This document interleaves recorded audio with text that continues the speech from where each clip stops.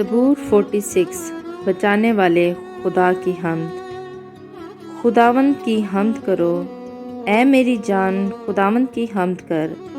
میں عمر بھر خداوند کی حمد کروں گا جب تک میرا وجود ہے۔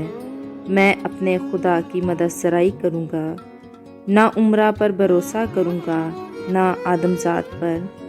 وہ بچا نہیں سکتا، اس کا دم نکل جاتا ہے تو وہ مٹی میں مل جاتا ہے۔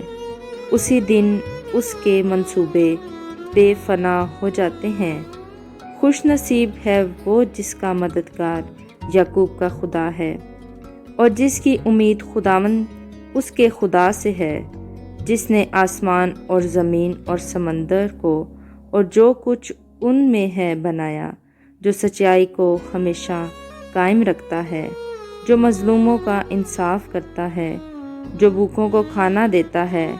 خداوند قیدیوں کو آزاد کرتا ہے، خداوند اندھوں کی آنکھیں کھولتا ہے، خداوند جھکے ہوئوں کو اٹھا کھڑا کرتا ہے، خداوند صادقوں سے محبت رکھتا ہے، خداوند پردیسیوں کی حفاظت کرتا ہے اور یتیم اور بیوہ کو سنبھال لیتا ہے، لیکن شریروں کی راہ ٹیڑھی کر دیتا ہے۔